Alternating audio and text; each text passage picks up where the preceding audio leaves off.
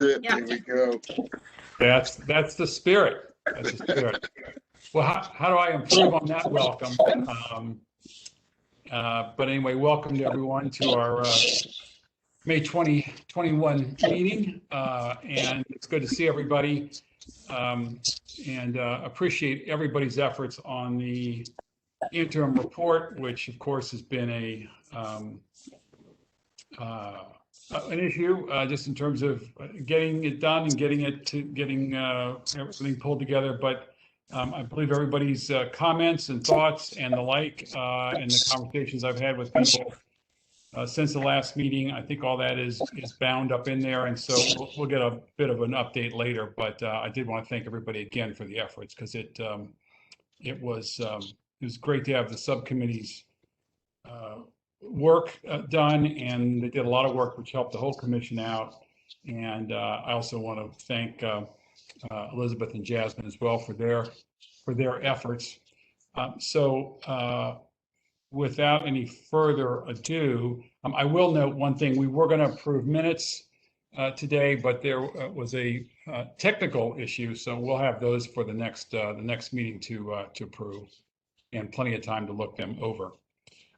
So I will, at this point, Elizabeth, if you don't mind, I'll let you give a little bit of an introduction to Mr. Furman, who I know is here on behalf of Public Works LLC, which is the entity that is doing the work for the county, the efficiency assessment. So if you'll take it from there, Elizabeth. Great, thank you, Phil. I think we were getting a little bit of feedback, so I am going to ask, if you're not speaking, to please mute yourself. And I'm very, very pleased to have as our featured guest at today's meeting, Mr. Bob Furman, who is among the team with our efficiency assessment consultants, Public Works LLC. Also joining us is Jenny Wall, who is the project manager for the Baltimore County government part of the work. I'm in a minute going to turn it over to Bob and let him give you his CV, if you will, and an overview of what he has been looking into as part of the efficiency assessment. I will just preface by saying, as I've said before, Public Works LLC was chosen as part of an RFP process that we conducted. I see Rob O'Connor on the line. He was part of the team that chose Public Works LLC. They have been working since mid-February to understand all facets of county government, as well as Baltimore County Public Schools. However, the BCPS is a separate team, and Bob is not here to speak to any of the things related to BCPS. We have been working very closely to connect Bob and his colleagues on the Public Works LLC team with various individuals, department directors, mid-level staff, whoever is needed to inform the assessment that they're doing. But today's presentation from Bob will be the areas related to procurement that he and other members of the Public Works LLC team have looked at to date. There is more work to be done, as there is for the commission. This is an interesting moment, interim. Public Works LLC is due to wrap up in August. So I think there's a chance there will be another opportunity for a presentation by Bob and others, perhaps, to the commission. And then, of course, your final report isn't till November. So I think actually the sequencing of all this work is working out well, and I'm very pleased by the timing. So the interim report will be released on May 31st. So it will be the report, not a draft, and maybe June 1, because that May 31 is a holiday, but it's going to be submitted by the 31st. So we will be sharing that. And then, of course, as I said, more work still to come from Public Works LLC. So without further ado, I'd like to turn it over to Bob Furman. Hello, Phil, it's Dan. Sorry to interrupt. Before we do that, we will get back to the interim report or the discussion about it at today's meeting. Oh, I'm sorry. I'm sorry. I was thinking, yes, I didn't mean to say I was thinking about the Public Works LLC interim. I apologize, Okay. Elliot. I have two projects paralleling at once, and I was thinking of their work. That is on the agenda for later, I know, right, Phil? Okay, thank you. Yeah. Sorry to interrupt, but you'd brought it up and I was confused. No, we crossed signals there. Okay, so I'm going to. Hello, thank you very much for having me today. I'm happy to present our interim findings. I must tell you that the preparations for this report were very difficult. I had to make sure my dogs had sufficient snacks to last through the meeting, otherwise they'd start barking and interrupt it. So I think we're settled. I'd like to also tell you that I and other people at Public Works worked on the analysis of purchasing. A little bit about me. I worked for the state of Delaware for 25 years before retiring. I retired, but I continued to work with them administering energy performance contracts for the Department of Correction. When I started with the state of Delaware, I started as a contracting procurement officer, and I advanced in the ranks of purchasing until I changed career directions within the state. But I can tell you that during my entire career with the state, what I learned working at the Division of Purchasing in the state of Delaware and understanding contracting helped me with all the work that I've done. That said, I'd like to know if it's possible to bring up the 3 PowerPoint slides that I prepared for today.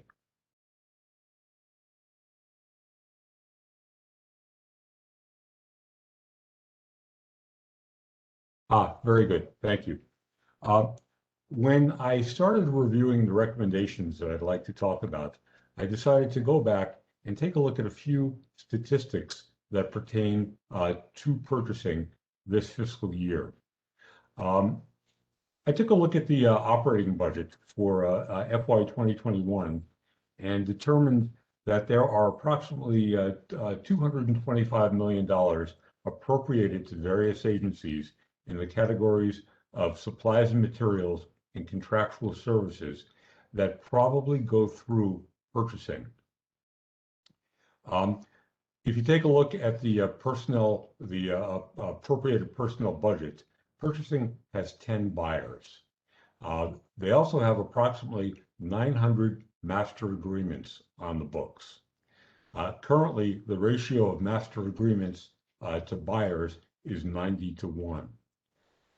One of the questions that came up in our review was, well, I'm curious what the dollar value is of the contracts being administered by purchasing, and also what the dollar value by contracting, or I should say, buyer is.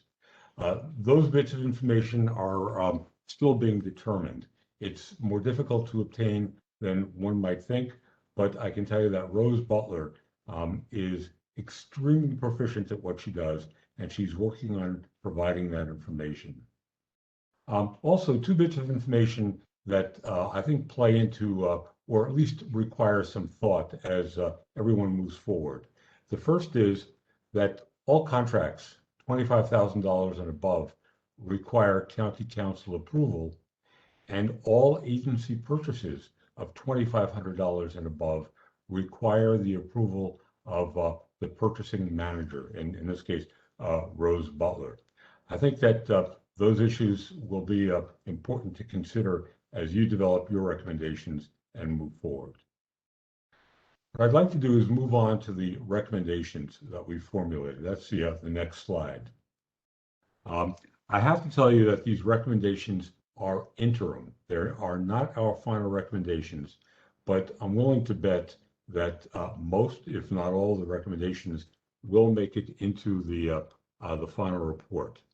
I'd like to go over them, and I'd also like to ask that if you have any questions as I go through each one, please stop me and we'll discuss them, if that's all right with everyone on the panel. The first recommendation is to change the name of purchasing to contracting. In our investigation, we determined that purchasing really does contracting work, not purchasing. Purchasing is done by the individual agencies using the contracts that purchasing puts in place.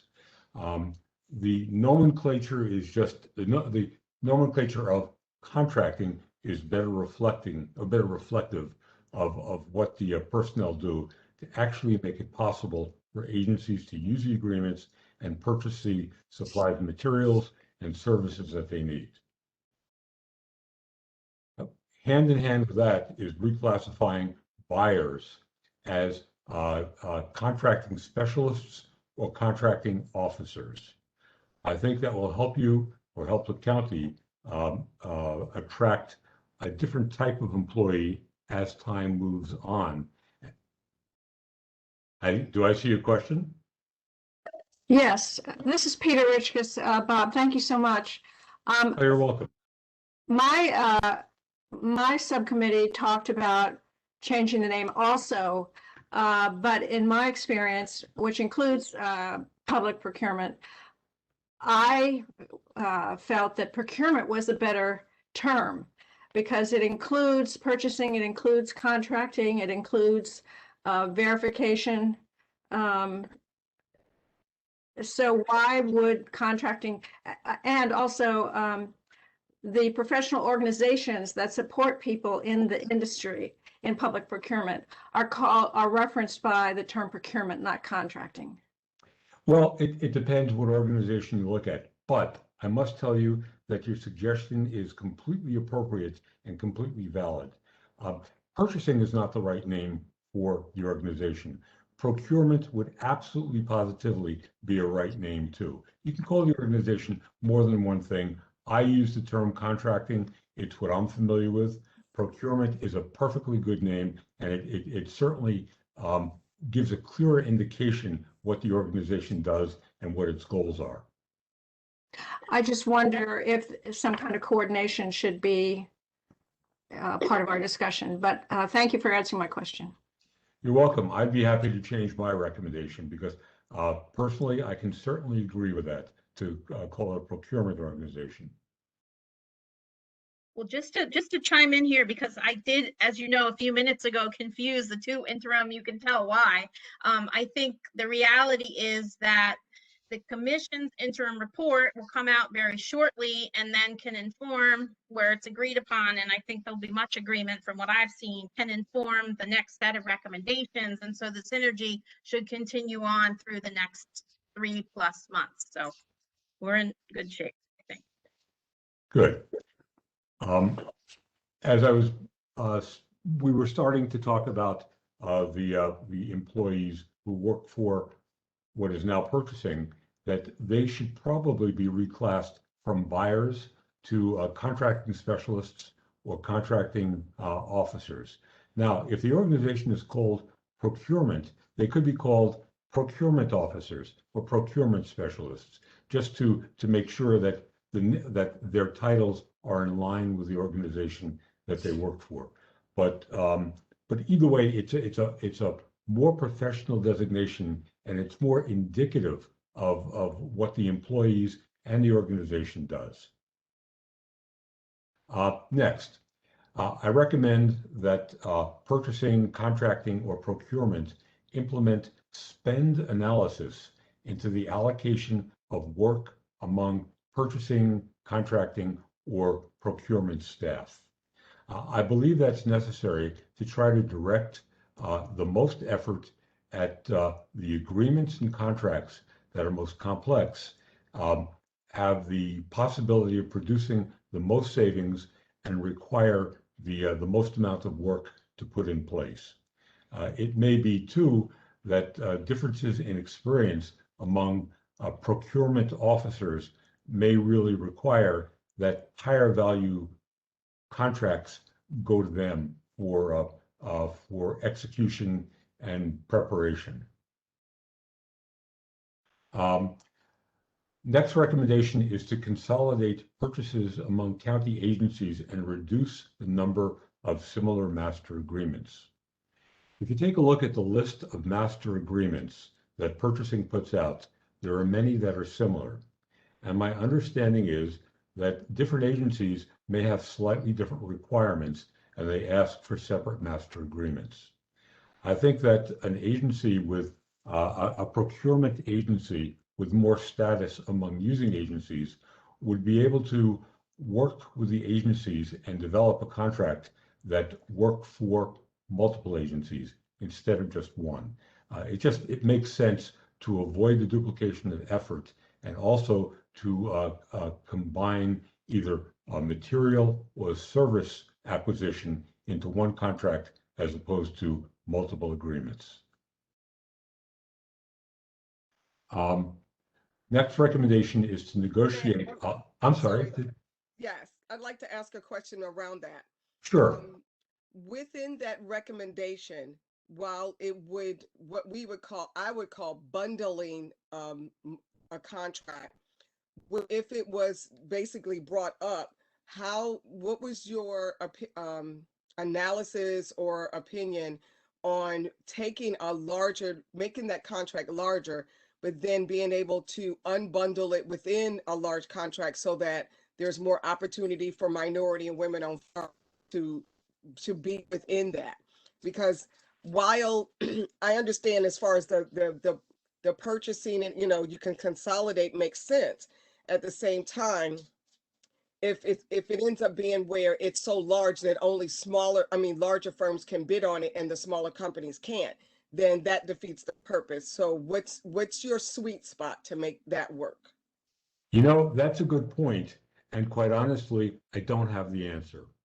What I can tell you is that enabling a procurement unit to better analyze what it's spending money on and how it's spending money will enable you to achieve those goals. You're bringing up a very good point. I went through a county code, and what I did not see was the ability to award, to bid one contract, but make multiple awards using one contract. I mean, I suppose that would be. I do like that. Yes. Mm-hmm. I'm sorry. I do like that concept. Thank you. Yes. Yeah, I think that might be a solution to the issue, because I understand the problem and I understand the issue. As we're talking, I'm thinking of ways to address that problem, and multiple award contracts may be the way to go.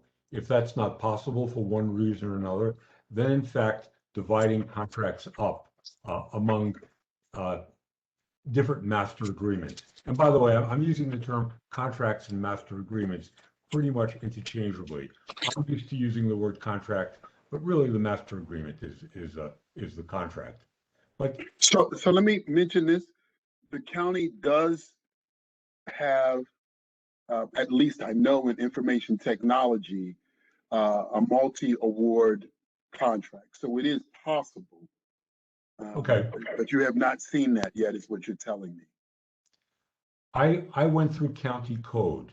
That didn't stand out to me. I wasn't looking at contracts per se, but just the regulations that govern them. And quite frankly, I could have missed it too. I've gone through it, but I'm certainly not an expert yet at Baltimore County Purchasing Code or the Baltimore County Purchasing Manual. There's a lot in those. And I went through it picking out things that made sense, but in fact, it may already be there. This is Susan Dubin from the law office. We actually do multiple awards quite often. It's not in the code, so it's not prohibited. But we do actually do that. Is that something, Susan, that we should directly address within the code, since we're also talking about some of the revisions? And I guess that's Dan and I. I mean, it could be, but sometimes it's better to leave things out than have things legislated. What the absence of a prohibition is a permission. So, I mean, it's something that you can look at, but as I said, we've been doing that for years. If I can chime in, there's another side to that coin, and I've experienced it numerous times.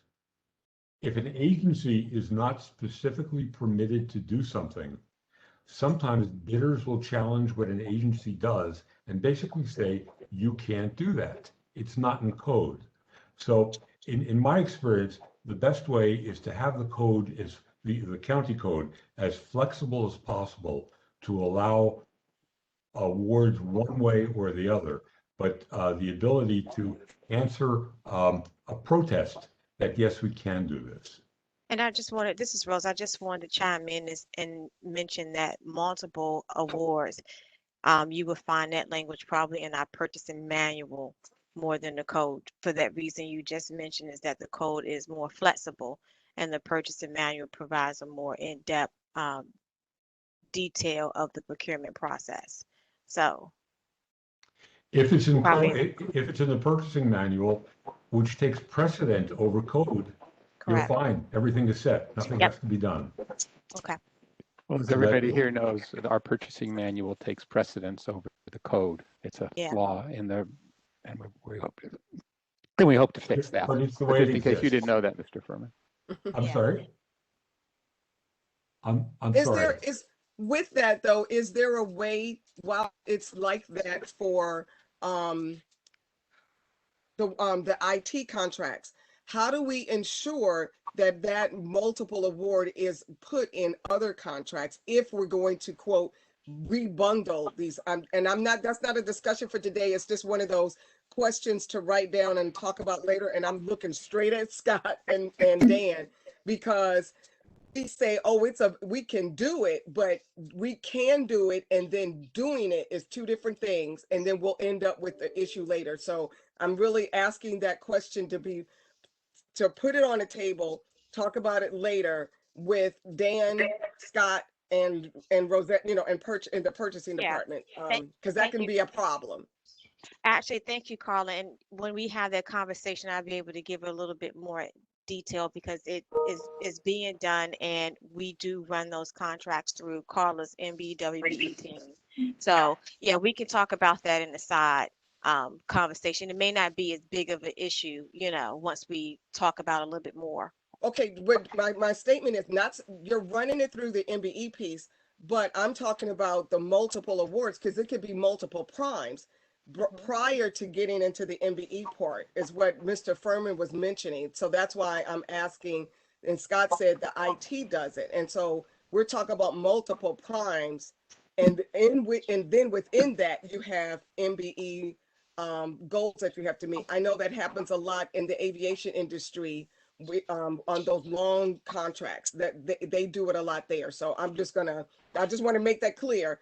We're talking about at multiple primes. For multiple awards if we decide to rebundle a large master contract. And I'd like to weigh in as someone who utilizes the multiple awards, that a lot of this also needs to be built around a business case and process.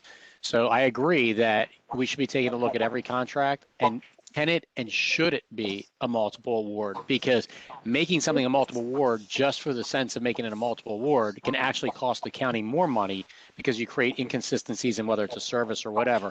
And then a multiple award can be one of two things. You have multiple vendors that are capable simultaneously of fulfilling, a request, and that work is put out into kind of we'll call it like a sub bid. We're saying we have a project who's got resources, capability, and can do this right now. Then the other is a primary and secondary, where if the primary cannot perform it, then we have to have a secondary on contract. When I go back to like my HVAC example, I don't want to be having company one maintaining my HVAC and doing maintenance, and then company two coming in, and then something breaks, and then company 1 and 2 are pointing at each other. So I just want to put that on the table as well.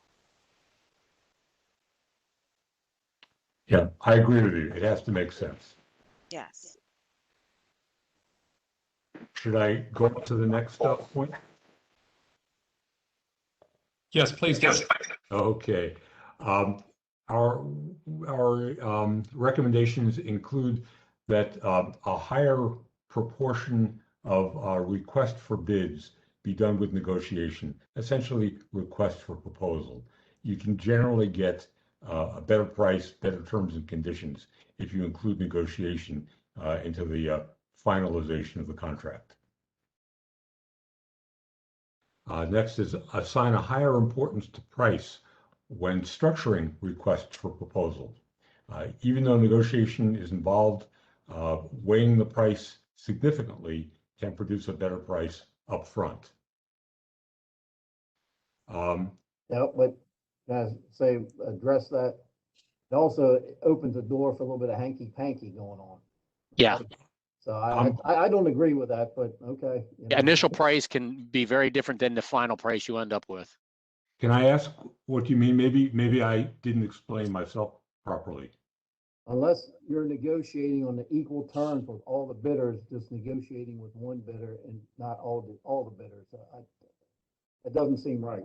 Yeah, can I also, Peter, can I also add to that, that in the sense of, and Rose, please correct me because you are the subject matter expert, I am not. When it comes to an RFB, and I know that I am buying specifically a certain item, a commodity, you know, I don't know, a PC with X, you know, configuration, then I could see where the price point is the same because I know I'm getting a Dell Latitude with X, Y, and Z. When it's a request for proposal, this is where that quote unquote, I think Peter used hanky panky, comes into play, because there's ambiguous things in there. And by the time you get done the contract and the statement of work, and this is where some of this, you know, some of the committees have come back and said, you started with $1 million project and that was the best price. But by the time we actually got what we needed, we were at a $3 million project, and this company was at 2 million and could have met those needs. So that's, again, just been here 22 years and we've all been around the block a couple times. I've seen that as well. Can I just add something to that conversation? Sure. I may have been misunderstood. I may have said it incorrectly. What I was suggesting was that when a request for proposal goes out, the request for proposal should probably have criteria that will be used to judge the proposal, either the initial proposal or a final negotiated proposal. And the idea that I was throwing out was assigning a higher weight to the price that a vendor may propose. For example, you might have 100 points assigned to different criteria. 10 points might be assigned to price, but you might want to consider increasing the number of points assigned to price to 20. And just picking numbers out of thin air to assign a higher price to the evaluation of proposals and then the eventual award of the contract. That also allows for quite a large element of subjectivity on the part of the buyer. You know, I'm sorry? there's anytime you have those type of point systems, and I've seen those also in the past, there's a lot of subjectivity on the buyer, and sometimes, you know, one buyer likes one vendor better than the other, they can assign them a better point value. Well, that's why everything should be, to me, should be based on the most competitive price based on the similar requirements, you know. well, let me All out in the open. let me just be clear. The buyers or procurement officers do not weigh in. They do not have the opportunity to vote. They're just there as the liaison through the evaluation committee process. It is the actual evaluation committee members that assign the points. So, you know, the buyer is not involved in determining whether they like one vendor more than the other. So I just kind of want to make that clear. Well, and I understand that, but whoever, there's always a person that is going to assign points, and that person may not be completely objective, and there could be many biases. And I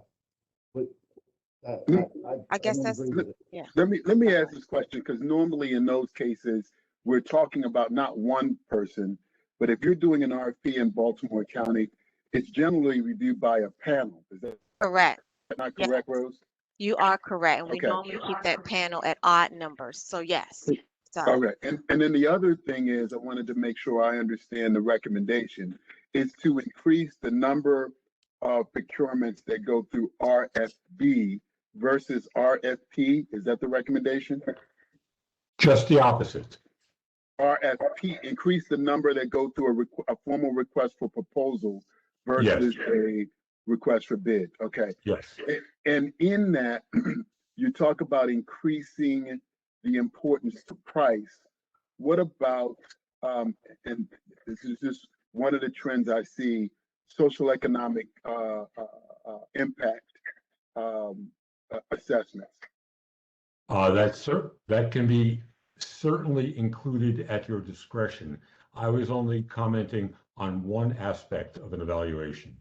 So, yeah, so that is a part, social economics is a part of our standard evaluation criteria with requests for proposals. And what I'm, and I don't want to speak for Bob, but what I'm assuming or trying to break down is that in some cases, price may be of, a mid-level importance. I think it's going to be kind of difficult to decide whether pricing should have a higher importance for like all requests for proposals across the board. I think it would have to be a case by case Absolutely, yes. situation. Yep. I mean, that's the way the request for proposal evaluation criteria are, depending on the service and the complexity and what they're looking for. You have to make adjustments to those evaluation criteria. But Mr. Phillips, to your point, we do have a section in our evaluation for social. I can't think of the word right now. It is social economic. So just for example, Public Works LLC is a great example. We had a committee of Montgomery County government, Montgomery County Public Schools, evaluate all the functional and other areas of criteria without knowing the pricing. Honestly, if pricing was the factor, then another vendor could have been selected. However, their functional scores were much lower. We also had other vendors whose functional scores were very similar to yours, but their pricing was much, much higher. And I think that what we have is a balance, and I think that's something we can obviously talk through. I think it works very well. I don't know the price going through everything. When we're going through the entire evaluation, price is not what I'm looking at. Actually purchasing, whatever, but purchasing holds on to that in a sealed envelope, in a mayonnaise jar in the backyard until we are done doing the evaluation. Then we start taking a look at pricing, and obviously you have both spectrums. Somebody's coming in way, way high, and we don't understand that. And then some people are coming in at, a complete Groupon bargain, but you're going to get what you pay for in that sense. So I kind of feel that it works, but, I get where you're coming from. Well, it has to be flexible. Obviously, I think as Mr. Furman said, I can tell you from state procurements, there's been a lot of back and forth with RFPs. The current trend is to say that technical and price in an RFP situation, the technical and price will be given equal weight or approximately equal weight, which I think leaves everyone with a lot of discretion, leaves proposers sometimes a little bit in the dark. But it's not unusual if there's a highly technical statement of work. If the core of the contract is something that's very technical, it may well be that the technical proposal should be given a heavier weight than price. But I think the idea is to give an assessment when the evaluation criteria are being prepared, and then you look to see, well, what should the relative weights be? If I understand the recommendation to be that, I think it makes sense, given what Ms. Butler said, and you as well, Mr. O'Connor. I have to agree with everyone. It has to be flexible. If I can go on to the next recommendation, Sure. This is to actively that purchasing or contracting or procurement should actively consider agency needs and create permanent agency user groups who become expert in the different contracts, who become the subject matter experts. They probably already are, but they probably need to meet periodically to talk about agreements that are in place, vendor performance, and what's coming down the pike. They probably too would be a good place to start with evaluation criteria when requests for proposals are used. When you say hire, are you talking about actually becoming county employees, or have you looked at the possibility of using consultants in a particular, with respect to particular procurement? I'm sorry, I was talking about agents, excuse me, Baltimore County employees, agency employees, to be part of these user groups and to become the subject matter experts. I mean, it's always conceivable that depending upon a procurement, a group may have to reach out to a consultant or an outside source for some information. But for the most part, the user experts are already in-house. They just have to be tapped properly to use their information and knowledge in the formulation of master agreements and contracts. Thank you. Mr. Furman, question for Yes. you. in your review, and you started out by saying this, and so I want to make sure I'm clear on where the demarcation is, where the line is between what we describe as the buyer today and what we describe as the agency individual who's responsible for, in essence, making a selection. Can you help me understand what the difference is between those, the scope of work for those in the agency versus the scope of work for those in Rose's organization? Yes, let me give you my impression. Again, my impression may be missing a few pieces, but let me give it to you anyway. I see Rose's organization as developing and managing the contracts that are bid by the county. Rose's organization would tap the knowledge of agency personnel to produce the special terms and conditions needed for each specific contract. That is, special terms and conditions in addition to the boilerplate that goes along with each agreement. They would also manage the process of putting out the bids, or putting out the request for proposal. Awarding the contract would go to the user committee that has the subject matter experts and represent the agencies that would use the contract. Once a master agreement or contract is in place, individual agency personnel, the buyers, would use the contract to fulfill the agency's needs. The feedback would be from the agency to the procurement group or the contracting group to ensure that vendor performance is built into any future contracts and any future evaluations, and also interactions with the vendors. But it's sort of there's a separation here. Rose's group does not buy for agencies. Agencies buy for themselves. But Rose's group facilitates the ability for agencies to buy conveniently and buy according to Baltimore County Code. Thank you. I hope that clarifies my perspective on this. I'd be happy to, answer any other questions that you might have about that. No, it clarifies your perspective. I just want to make sure everybody is in the same place. I'd be interested to hear from Rose on that one. But it doesn't have to be answered now. Okay. Yeah, I was trying to wait till I get off of mute. In reference to that. So my thought process is that, well, let me first say this. Currently now, the agencies, they submit their requisition to us, and the procurement officers are responsible for tapping into those resources to secure whatever good or service the agency is requiring. In this specific recommendation that Mr. Furman is making,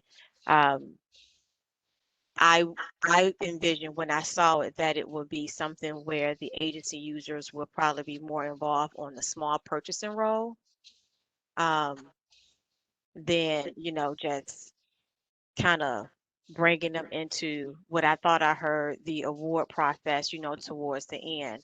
I thought we were just talking about maybe a decentralized purchasing, method, but I'm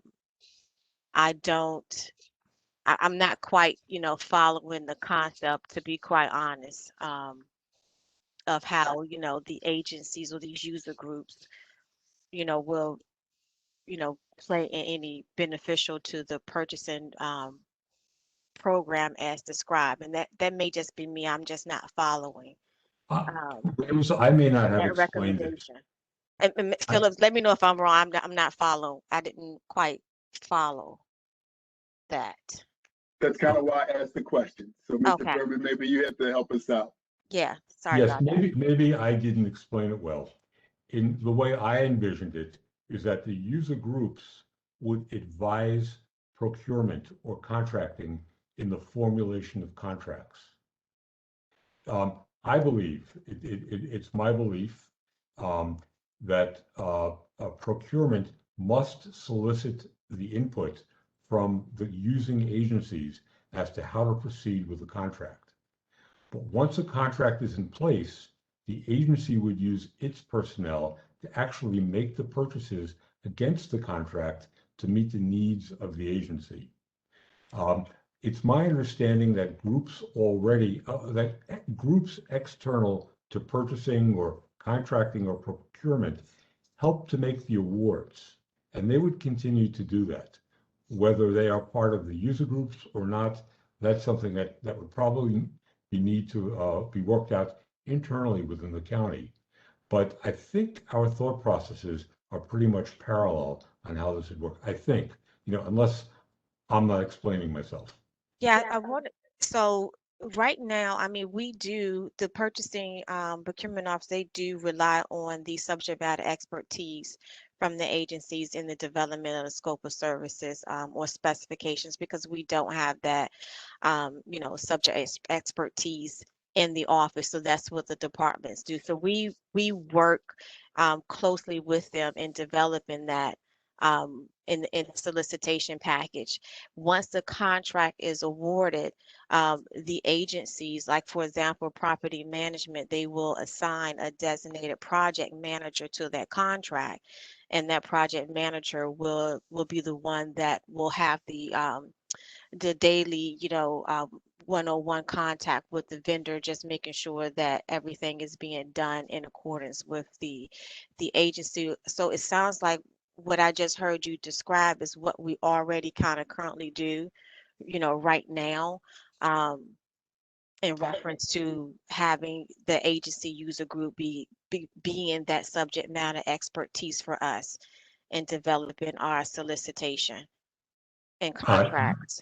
Yes, the recommendation was to formalize those groups and have them meet periodically, regardless of whether a contract had to be bid at the moment. Okay, so I just want to make, just for clarification, just to make sure, so just for example, Rob O'Connor Group, we have a monthly meeting with Rob O'Connor, and I've just started to have monthly meetings with Department of Public Works, and we have monthly meetings with property management, and we go through, all of their upcoming, procurement needs as well as rebidding. Is that what you're talking about? Essentially, yes. I didn't realize we Okay. were already doing that, but essentially, we both have the same vision. Okay. Shall I go on to the next point?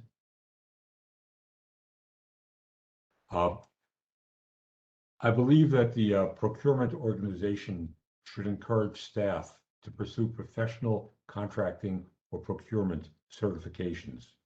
This will improve their expertise and their ability to be more effective in the work that they do.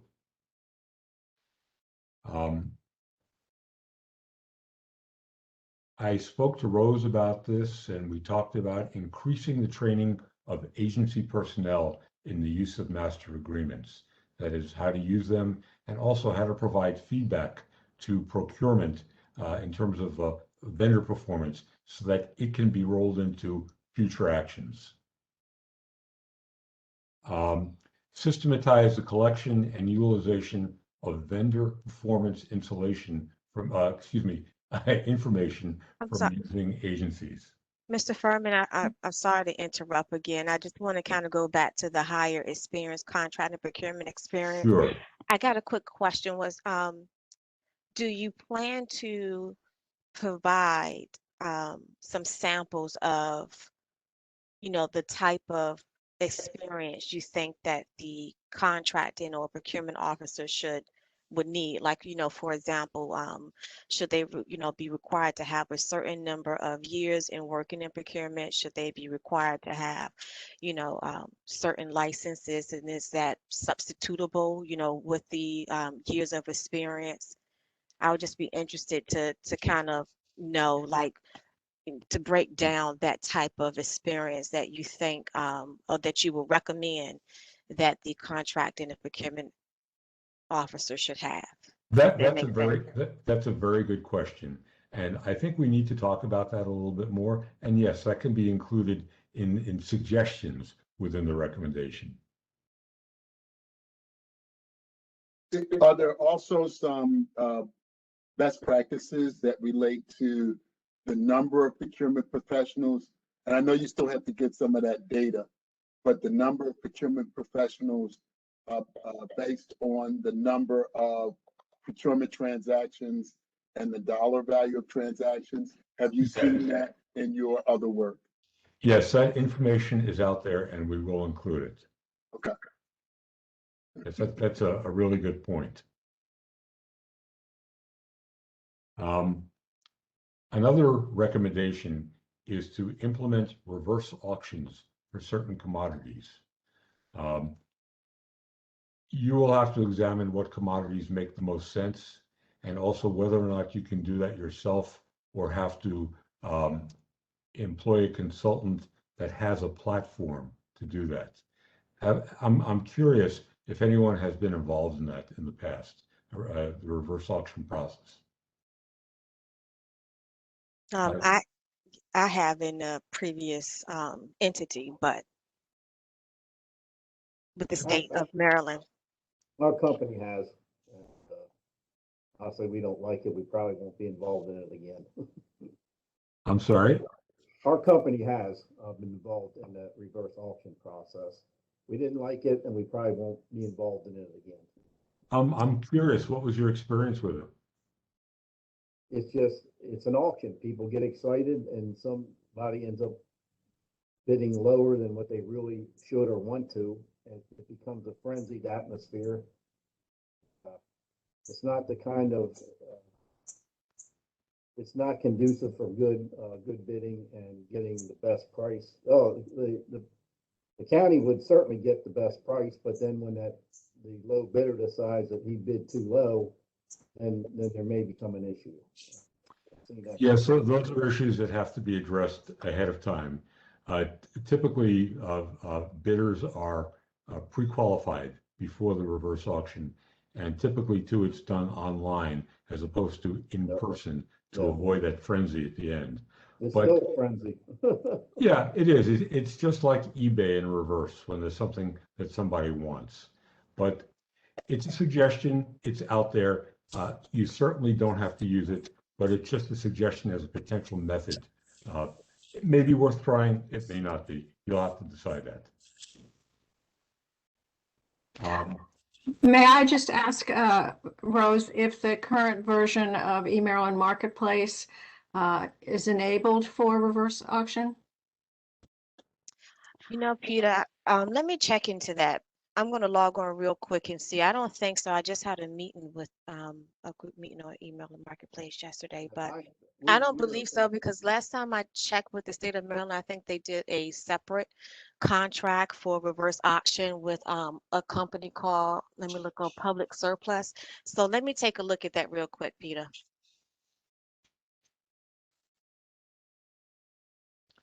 I'll go on to the next. I understand that purchasing has a number of unrelated duties, unrelated to purchasing, and those non-contracting duties should probably be shifted to other agencies that are better suited to handle them. Rose, I'm sorry, but I don't have the examples at my fingertips at the moment. If you can possibly mention a few, that might be helpful.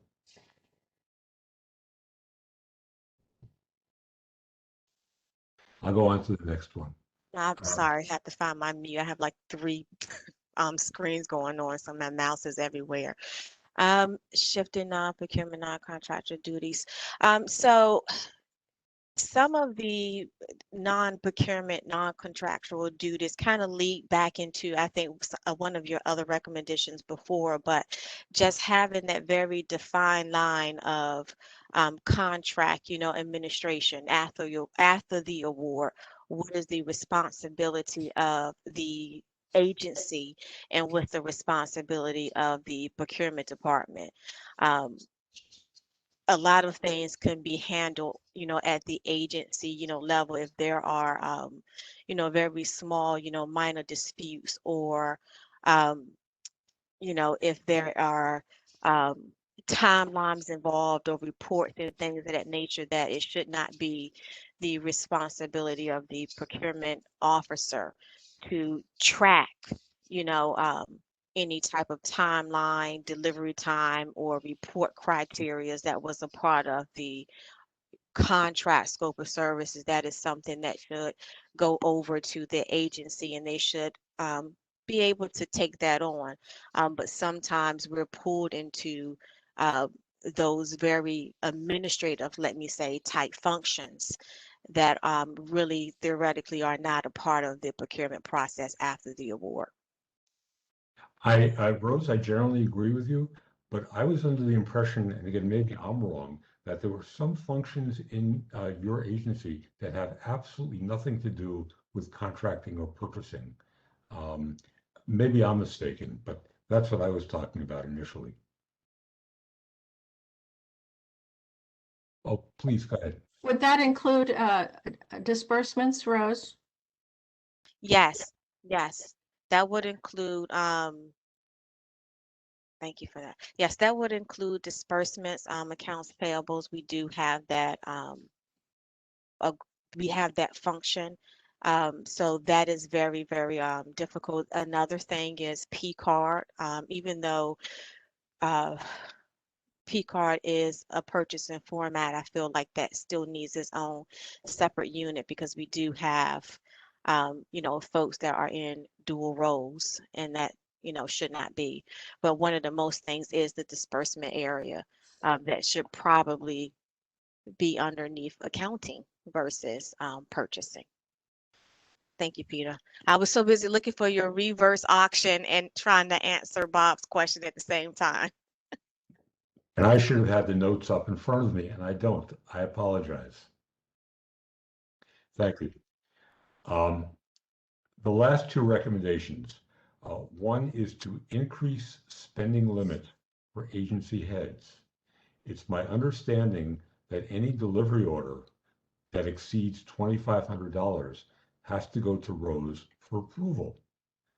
And the question that I asked when I heard that is, why and how do you know if it's approvable?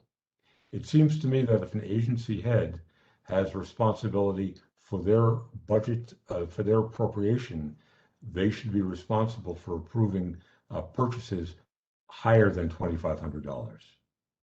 And what goes hand in hand with that is increasing the minimum value of master agreements or contracts that have to go to City Council for approval. My understanding is that the current limit is $25,000, and that seems pretty low in comparison to today's typical procurement and contracting operation. And it also adds an element of time that award time into a contract that vendors typically don't particularly like. Typically, a contract might, or a bid document might give an agency 30 days to make an award. But if an agency has that time and then has to go ahead and get the approval of county council, that can add significant additional time to the award of any one agreement. So I have a question. What do you feel is a good level? If 25,000 is too low? Based on the amount of money that goes through purchasing or contracting, I'd throw out a figure of $100,000 at least. Oh, no. What's that? Am I on now? Am I on? You're on. Oh, yeah. I wanted to ask, I mean, I think you're opening up a Pandora's box by looking at that kind of an increase to the agency heads, because I think agencies then get very comfortable with certain vendors, and it really closes out companies. I mean, same thing with not having it approved by procurement, or in this case, it's the city council and county council. In some cases, it's other boards that the county doesn't have. But I think you're really opening it up something. So I'd be curious to hear people's feedback, particularly some of the board members. I would have an issue with that recommendation. Well, I was talking about $100,000 limit for procurement in the award of contracts. In terms of the spending limit for an agency head, I believe $2,500 is too low. But again, that's a matter of opinion and it's a matter of process. When an agency head approves a purchase, it should be against a master agreement that has already gone through the entire process of award and also decision-making on who the business is being awarded to. But that all said, it boils down to what you want to do. I can only give you a recommendation to try to make things more efficient as I see them and as I see other organizations perform this function. But in the end, the county council has to decide what's best for it and the way the county does business. I'm sorry, go ahead. No, what I was going to say, Mr. Furman, is much of this, and I'm assuming these recommendations are coming from experience working with similar organizations. Yes. So one of my questions is always, you know, what do you see as best practice and best in class? Understand. And we still have to measure that against what our level of comfort is with the recommendations.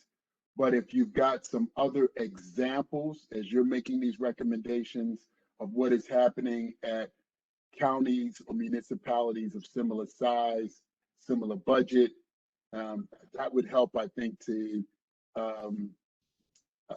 help us to understand where the logic is coming from. Absolutely. And that's why I'm presenting these as interim recommendations. The report's not finished yet. And I must tell you that the feedback that I'm getting today is very, very valuable to understand the direction that we should move in. But in the end, any recommendation that we make has to be evaluated by you. And you have to decide what you're comfortable with. It's not what we're comfortable with, it's what you're comfortable with. And you have to make the decision about which way to go. No, I'm just gonna. Furman, this is Carla, and we understand that these are recommendations. I just want to piggyback on what Scott said. And while he said best in class, can you, in the final report or recommendations, can you tell us how what other size municipalities that you used to make that determination?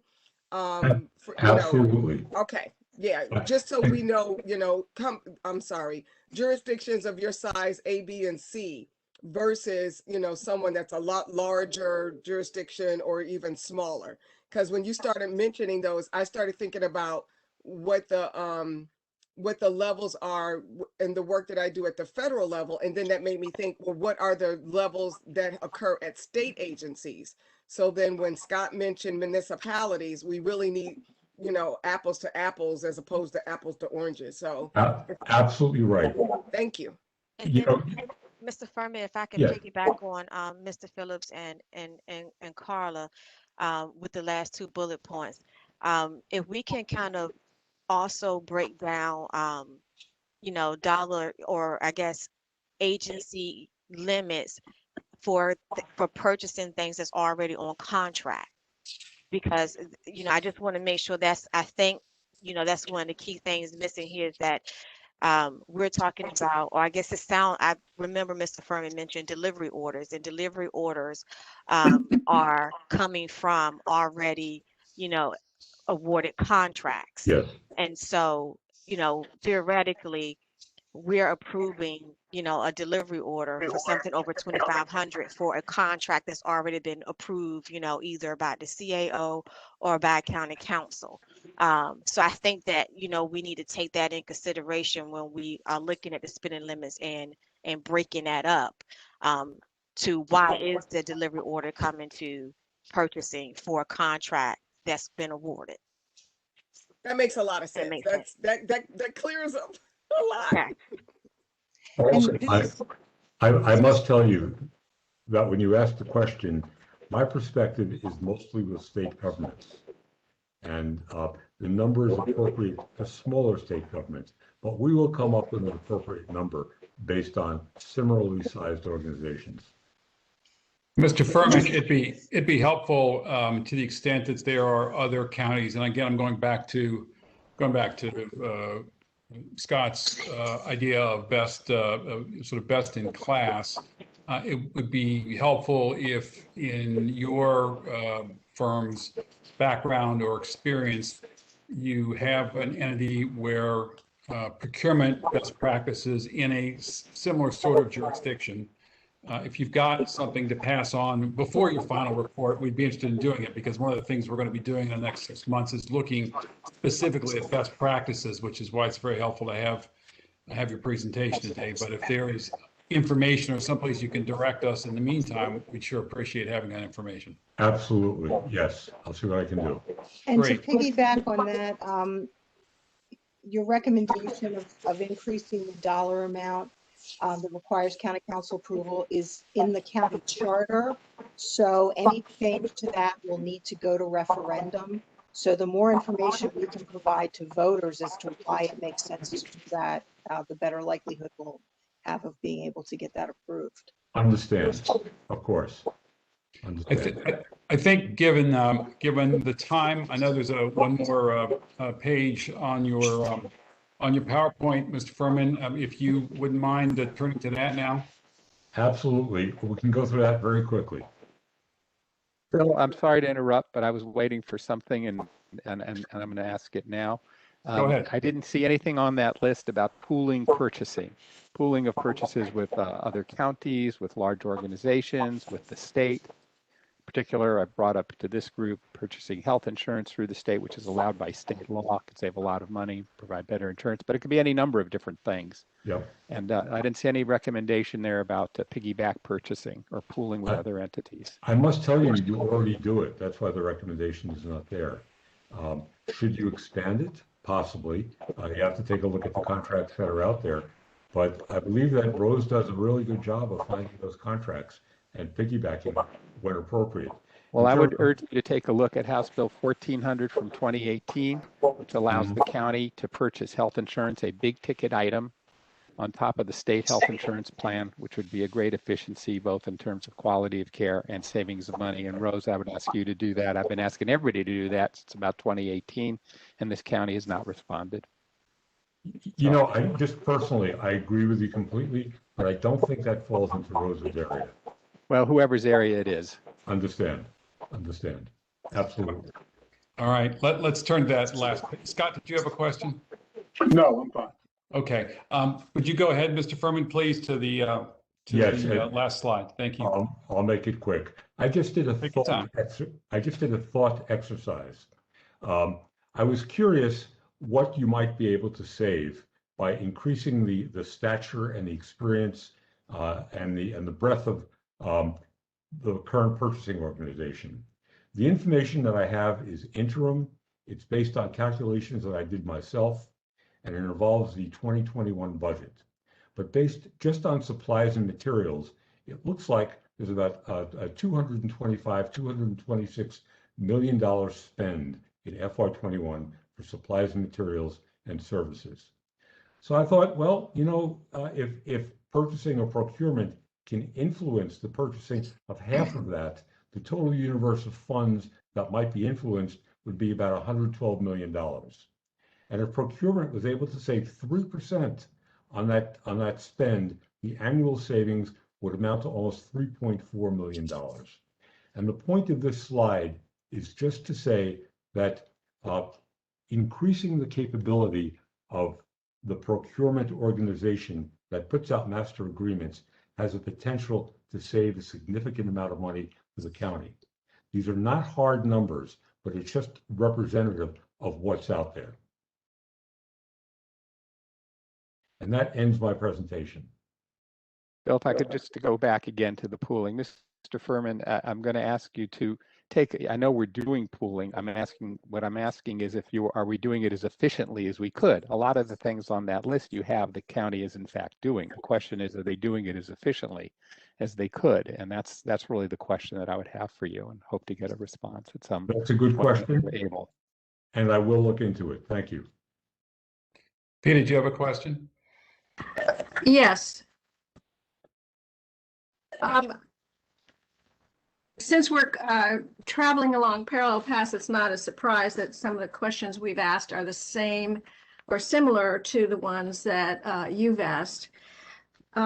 With regard to the number that you use for monies expended on supplies, materials, and contractual services, 226 million, that's different from the number that considerably different from numbers I've gotten from Rose for the two prior fiscal years, 2019 and 2020.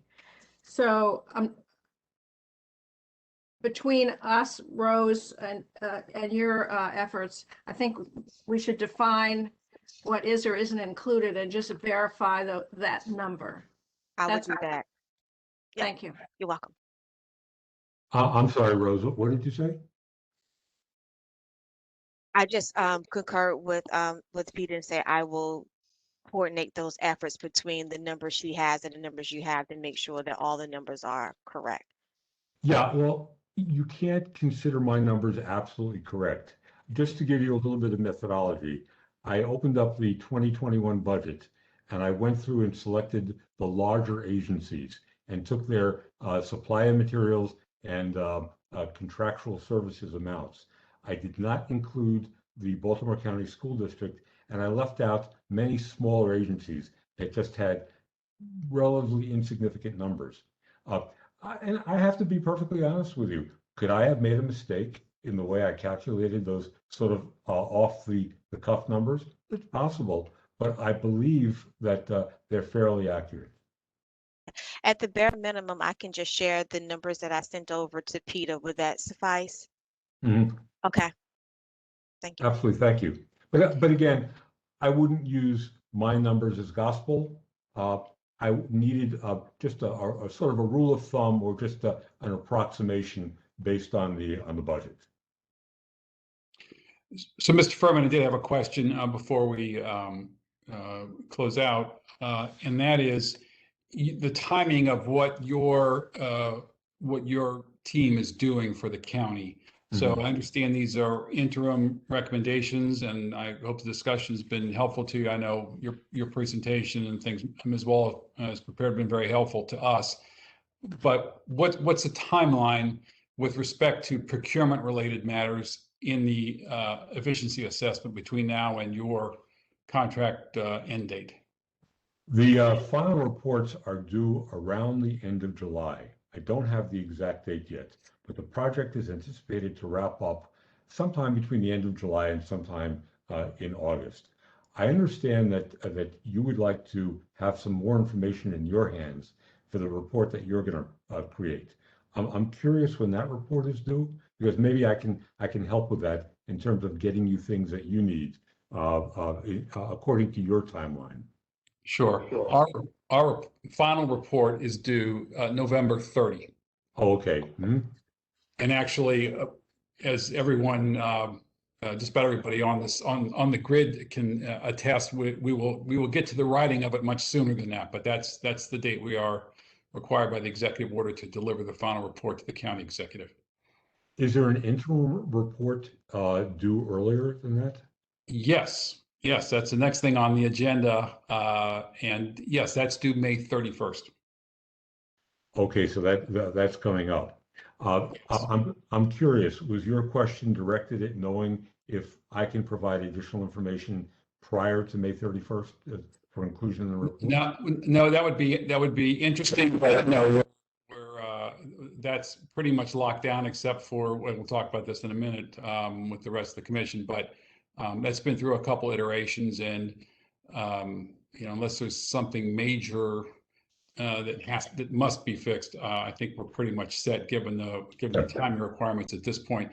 And again, ours is an interim report. There are a number of things the commission has talked about, and we were able to make a number of recommendations because of the good work of the subcommittees during the past 6 months. But there are some things that still need further discussion. Some things there was not full consensus. I say full consensus yet because I think we will get there, but not without more information and more discussion, and some things we haven't even looked at yet. So that's that. Yes, Dan. Thank you, Phil. Mr. Furman, one other thing, and if it can't be answered now, maybe later. In some jurisdictions and in the state for a period of time, unsolicited bids were allowed.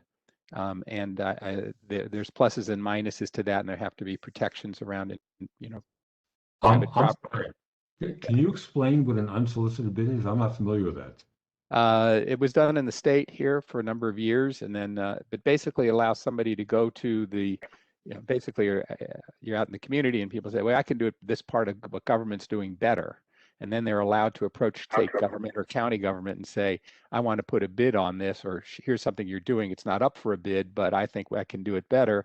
And there's a process that's been done in other states and in Maryland at one point to allow that to happen in a way that didn't prejudice. There were some, protections on all sides, so that people who had a particularly good idea could come forth, didn't have to wait for government to get the wheels turning. At least that. So you've described it as an unsolicited bid, Dan. It's actually, I think the term would be unsolicited proposal.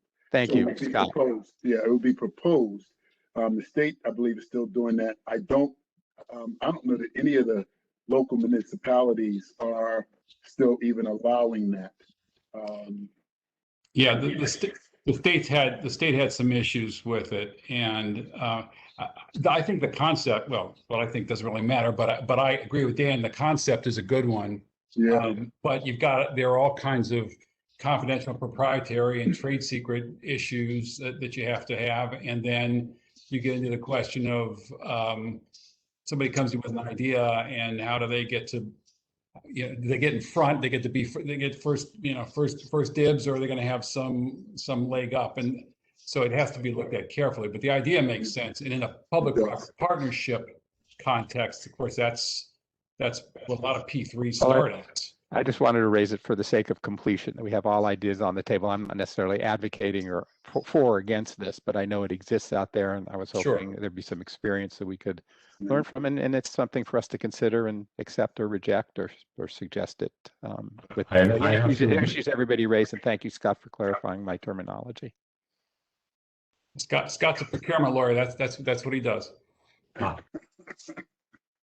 I think with that, and with, if I'll speak for everyone on the commission, thank you, Mr. Furman, Ms. Wall, for your efforts. We really do appreciate it. It's been very helpful, and we'll look forward to further collaboration, and wish you well as you move towards your final report. Thank you. You too. And I enjoyed meeting with you today. Thank you very much. We appreciate it. Thank you. I'm going to sign off the meeting at this point, and again, thank you for the opportunity.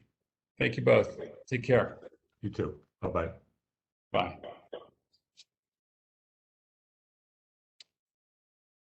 Okay, let's move to commission business. Interim report update. Let me give a little report. Dan, if you have other questions or anybody else has questions, we'll talk about it. My understanding is that the interim report was sent to the designer this morning because of her schedule. We can, I'm told, if anybody would like to have one more look at the interim report, they can. It will have to be sort of an overnight thing, again, mindful of her schedule. And I would say at this point, as I understand it, tweaks would be okay, maybe, depending what the tweaks are. Obviously, if there's something horrendous that shouldn't be in there or should have been in there is not, or whatever it might be, we'd have to address that. But in terms of sort of rewriting, we really are not in a position to be able to redo that. And I think the report makes clear that it is interim, and there are a lot of things we're looking at. We list those. I will say that. So if the group or anyone in particular would like to have a look at it overnight, Elizabeth, you may have more detail in terms of timing, but I think it really have to be an overnight review with responses in the morning, because at some point we just have to set it and send it. Yes, Dan. I appreciate the point, Phil. So the basic dynamic for which I think mainly PETA and I were doing more extensive revisions. And I don't know that I was necessarily including all of her revisions, or she was necessarily including all of mine.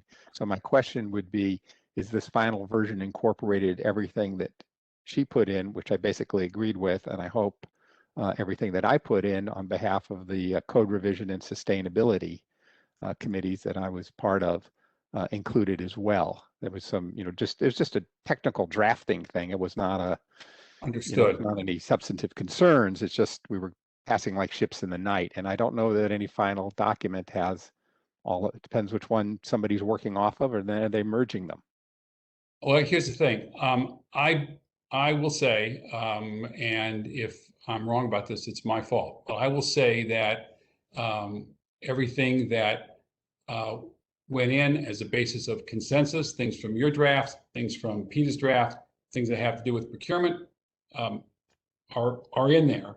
To the extent that there's something missing that somebody thinks should have been in there, then that's on me.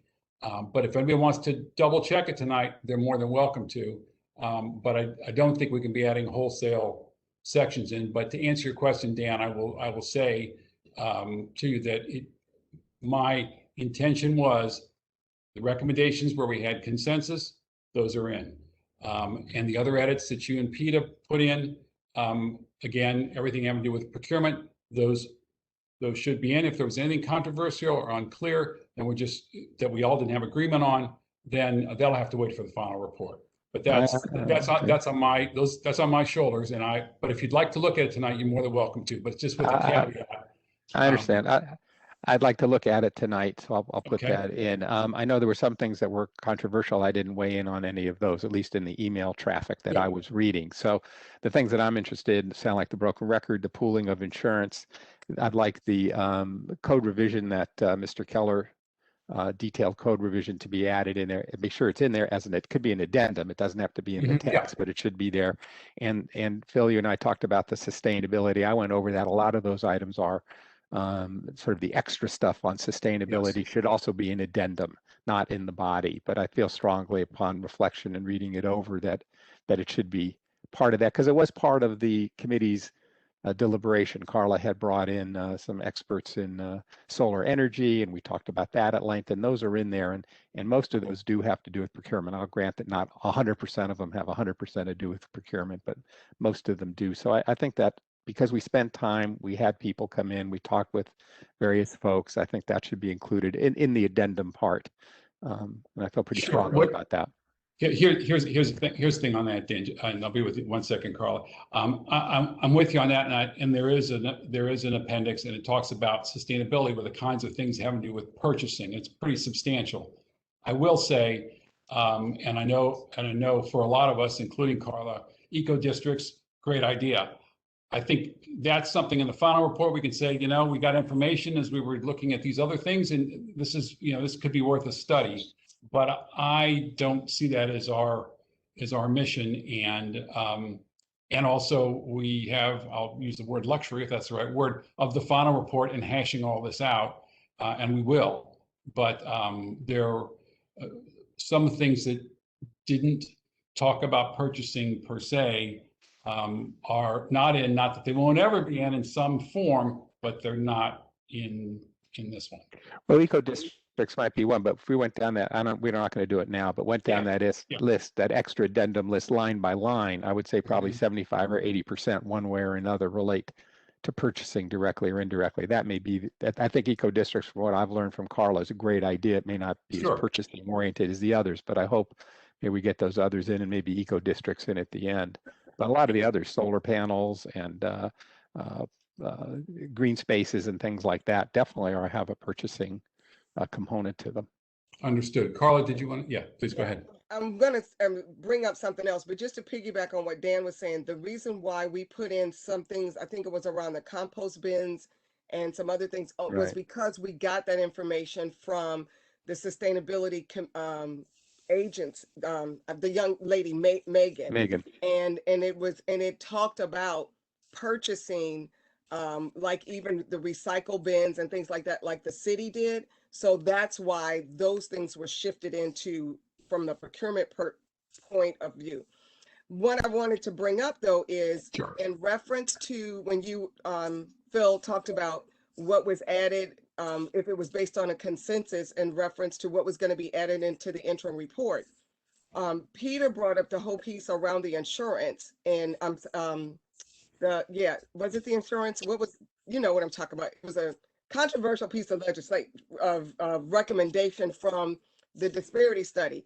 And Steve weighed in and said he agreed with it. And Carla said she was going to check something on that. However, the MWBE committee did not come to a consensus. So I'm not sure if, based on the responses, it wasn't resolved. Based on the responses, how is that in the interim report? Because my thought is, oh, Jasmine said that section was removed as it was not a consensus. Okay, so that was where I wanted to go, where that would not be a recommendation because of the back and forth that was going on. So I just thank you, Jasmine.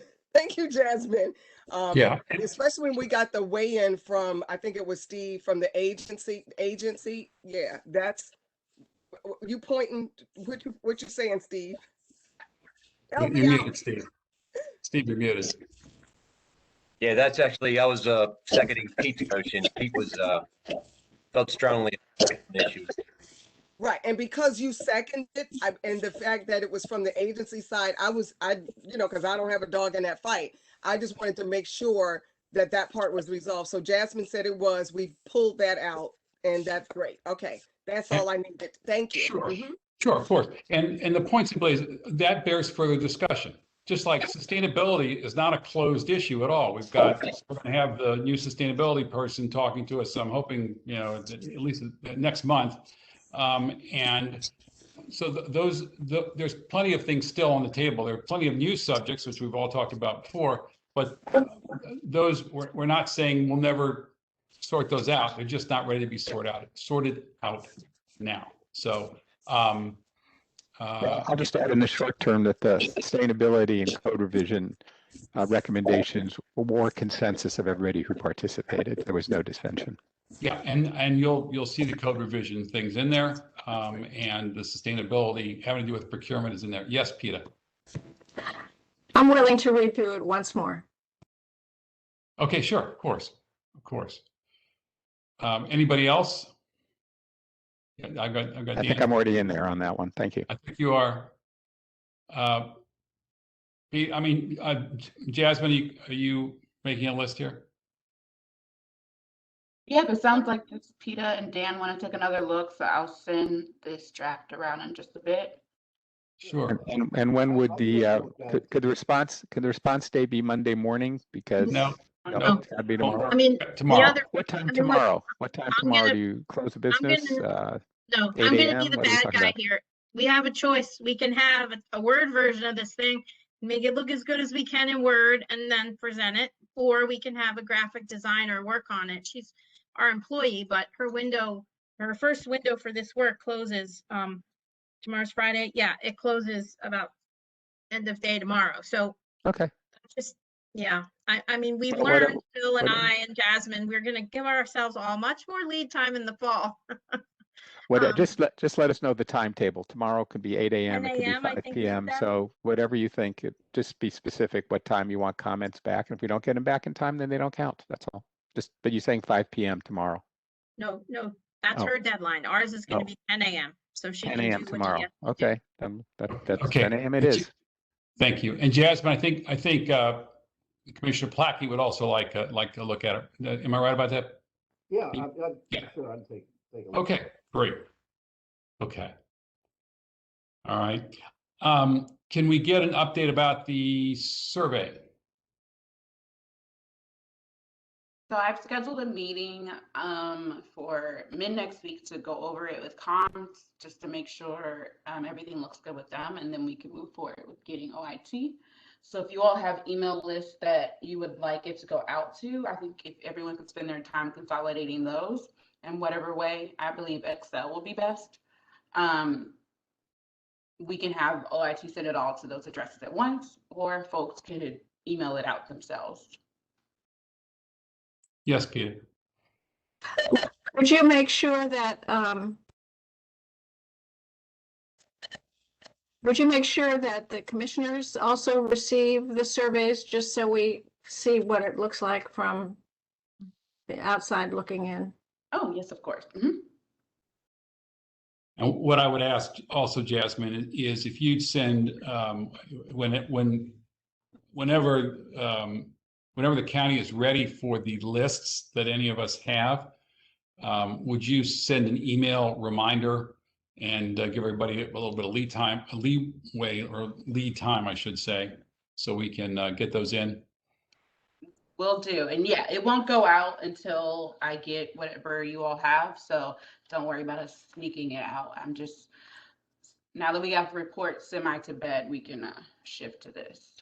Right. And can you give us some kind of a just sort of general idea of when the survey is likely to be ready for prime time? In other words, you've got lists out, it goes.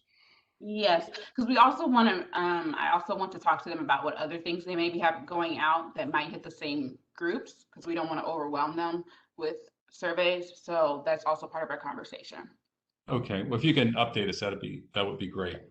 Will do. All right, thank you. Okay, the last in the commission business, future meetings.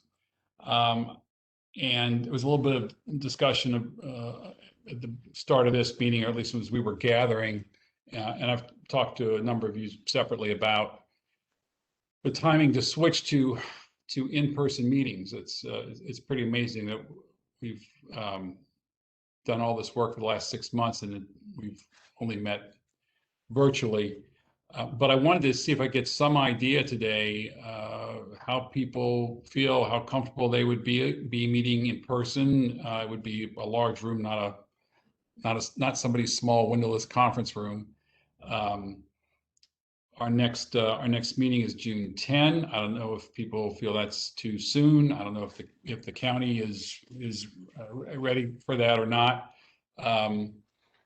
But I want to get some idea. I'm not trying to in any way invade anybody's personal medical circumstances, and Dan would stop me if I did. But I'm just curious whether people would feel generally comfortable now or not. Okay, I see 2 thumbs up from our most enthusiastic commissioner. Yes, Peter, did you want to say something? As long as everybody is fully vaccinated. As long as everyone is fully vaccinated, I'm good. Yeah, I am too, if they're fully vaccinated. Same with me, fully vaccinated. But you can ask people there. I mean, if somebody's not vaccinated here or is refusing to for some reason, I guess that would be something to maybe they should just share with you. But I'm for the fully vaccinated. Well, I'll send private emails if people are willing to share. I think, and I'm hearing the spoken consensus. It's what I'm hearing from most people is that if everybody's fully vaccinated. Now, one of the things we need to keep in mind is we've got the survey going on, and we've also talked about having a public meeting with procurement customers coming to speak to us. And I think when we talked about that a few meetings ago, the idea was meeting in person, actually being in a room with everyone would be preferred and optimal. So that again is, and I think something over the summer makes sense for that. So let's keep that in mind too. But I'll do I'll do a survey of everybody separately and see where we are. And it also could be that, again, I'm not sure what the county's facilities are. It may be that if, just to make up numbers, 8 or 9 of us said, yeah, we're all set, let's go. And maybe the other commissioner could attend remotely. I think it would be nice to be in the room if we could. Any other thoughts on that? We could use 118, Elizabeth. Yeah, I was thinking, I did not book 118. Well, that's why we need the dates, actually. It's sort of a, chicken and egg thing. I had booked the Ag Center, but I don't think that's necessary. And Houston is generally closer for most people, I think. So if we are going with June 10th and people feel comfortable coming into the county office building, which is a public space. I can look at the one room we typically use for these types of meetings if we're set on June 10th at 3. Well, let me, why don't you, if you can check on the availability of that room for that date, and then let me try to get accomplished in the next couple of days, a check-in with everybody, and we'll see if we can nail that down. If people feel that's too soon or it doesn't work on the county side, then we can look to the meeting after that. But let's we'll survey that. I think Peter's trying to say something, but his video is really bad. But I think he wanted to get in. Okay, yeah. Pete, maybe if you turn off your video and just talk to us. Yeah. Yeah, we're not hearing you, Pete. Maybe you and I can catch up. I'll reach out to you after the meeting, Pete. If you come back, if you get some accessibility, some connectivity in the next few minutes, we'll take your comments then. In terms of topics for the upcoming meetings, we're hoping to have the new sustainability person here at the June 10th meeting, but she has, I guess, pre-planned time away, right, Elizabeth? Yeah, she's not available on June 10th. She would be available at some point after, I think, June 15th. So we could move the meeting. She's really eager to talk with the group or start with the subcommittee, but June 10th does not work for her. Okay. All right. Well, let me survey folks, and maybe we would move her to a different date in June, or have her at the July meeting.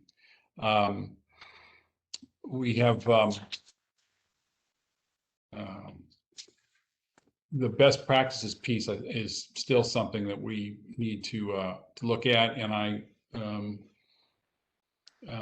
know there was, there are a number of things in the interim report that we said we're going to be looking at, and the sooner we get started on that, the better. I don't know that I don't know what everybody's. When I talk to everybody about the in-person meeting, I will also inquire as to anybody's people have any plans to be away over the summer to see whether we would meet in August or not.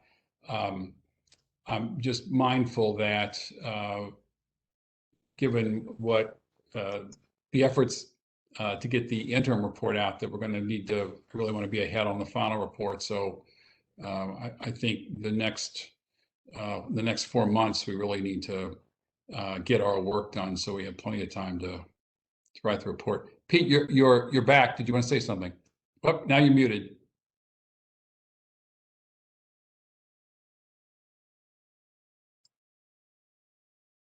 Nope, still can't hear you, Pete.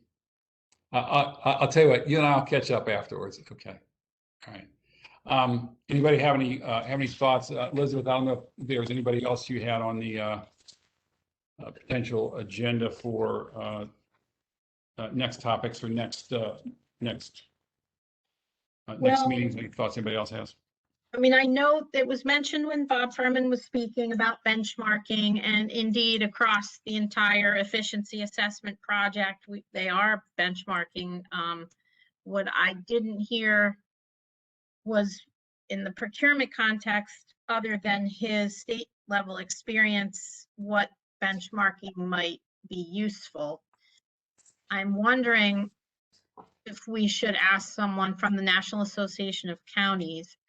I think this has come up before, and I defer to the group or even MACO, because we are going to get the benefit of Bob and his colleagues in terms of some procurement practices around the country, but not, it didn't sound like county specific. I like that to go to because I think we should do municipalities, and that's what I stated when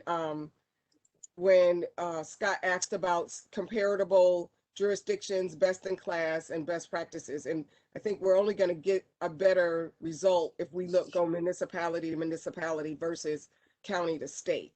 Yeah. So I know, Jasmine, we talked about this right before the commission was set up, I think. Did we ever look for leads through NACO?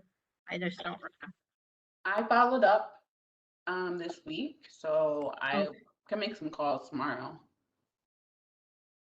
No, I mean, I know the least about who we should ask, but our default in county government is the group that is peer oriented, and that would be NACO. So unless there's some, and we'll take all the other follow-up suggestions on who we should consult to bring in, but we're going to start there for now. Yeah, let's see if that bears some fruit, because the best practices piece is it's important. All right. Excuse me, Phil, on that subject. Yes. I have just recently reached out to the current president of the state procurement group.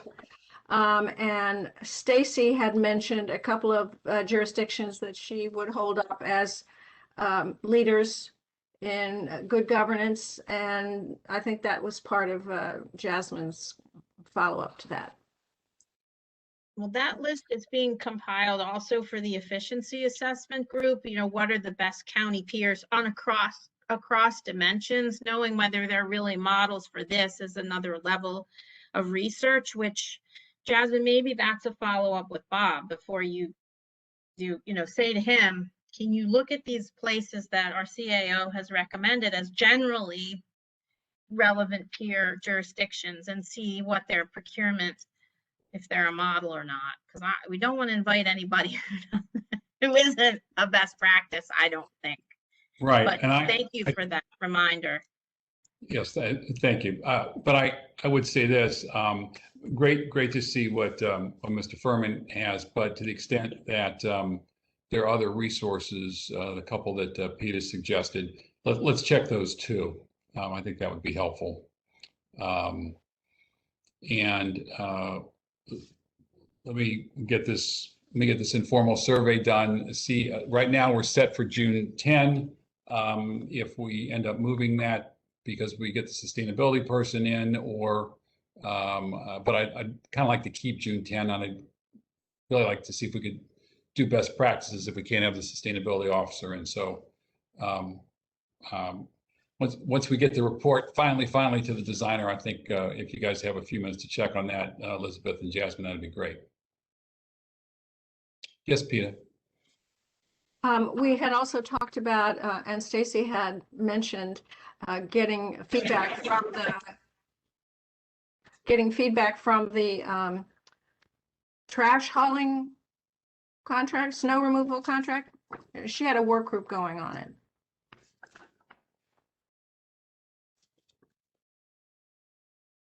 Yeah, I am not as well versed in their timetable, but I do think it's a future agenda item. I don't think it's for June, but it's certainly for a meeting sooner rather than later. Great. I'm writing that down. Ms. Butler? Yes, I kind of want to go back to the previous conversation about looking for standard or best practices. There is a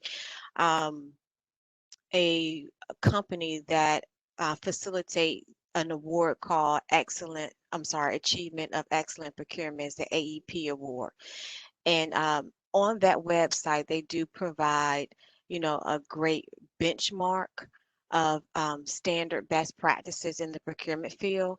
And they do have a list of some of the previous awardees that you could probably take a look at. Actually, some of the awardees are within the state of Maryland or other county agencies, but the award is Achievement of Excellent Procurement, APE.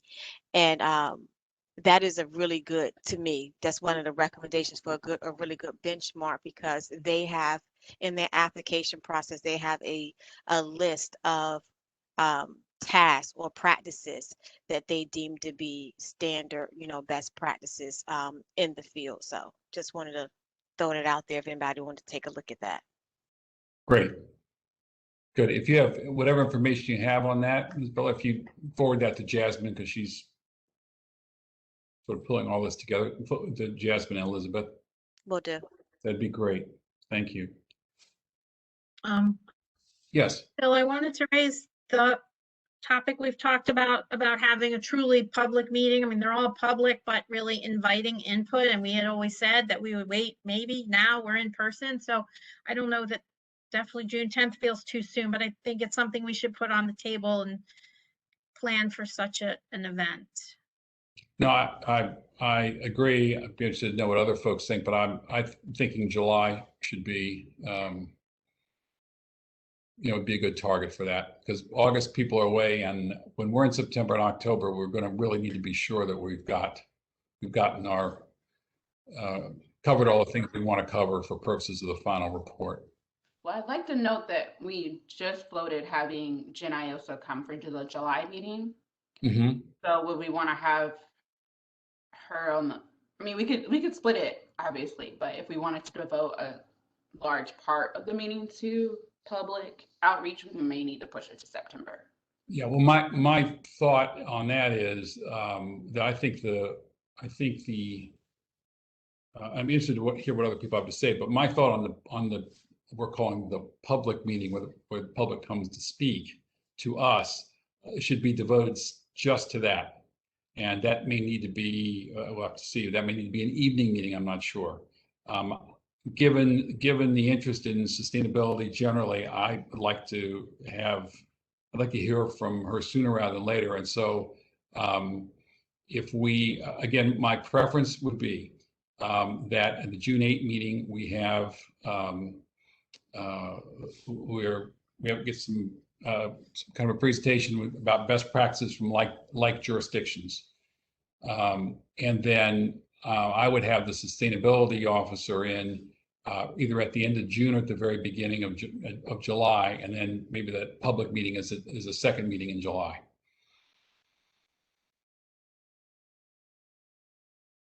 And one of the things I think we ought to do at the next meeting as well is carve out some time for, and I would ask and I'll send an email to everybody, but I'd ask the subcommittees to sort of regroup here after this little hiatus with the interim report, see what else is on your particular agendas, what else you want to bring to the full commission's attention, who else we might like to have the full commission hear from, and it may be that we'll need to constitute another subcommittee or so, and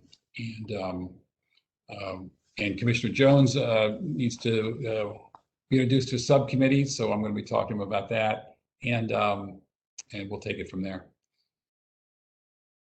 So we have 10 minutes left. Is there anything else for the good of the order? Anything else anybody wants to bring up before we close out? Yes, Commissioner Walsh.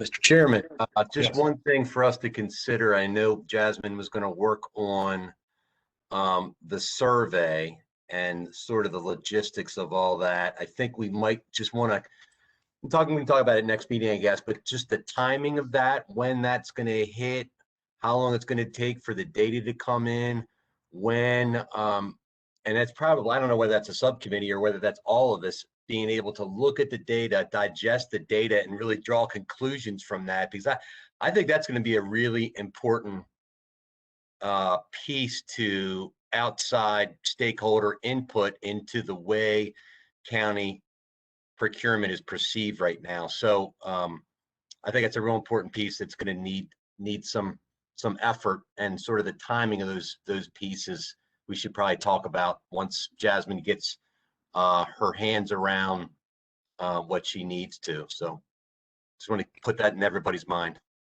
No, that's a great point. What I would say, Jasmine, and I know you always walk away from these meetings with a huge to-do list, and we appreciate your help. But frankly, before the next meeting, if you have something to report on a time frame, because Steve's absolutely right, and I'm not sure how much, how long a turnaround time there will be for the surveys. I'm not a survey expert, but we will need to get the data collected and review it, and that I think will drive a lot of what we do in September and October. So as soon as you're able to give us a little more clarity on that, we'd appreciate it.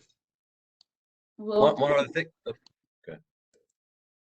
one other thing I just want to mention is I think, I know everybody put a lot of work into it, but the interim report really flowed pretty well. And I know there's a ton of work sort of making it flow well. So congratulations to Jasmine and y'all for doing that, because it really turned out great, I think, for what went into it. It's Jasmine and Elizabeth, but everybody's efforts were terrific, and the leadership of the subcommittees and the participation. And I really am looking forward to the time we can all be in the same room together for one of these meetings. So I will get on that straight away. Okay, anything else from anybody for the good of the order? We all set? All right, well, thank you all for your service, your participation, your camaraderie, and we'll adjourn and be back to everyone soon. Take good care. Thank you. Bye-bye. Bye. Bye-bye.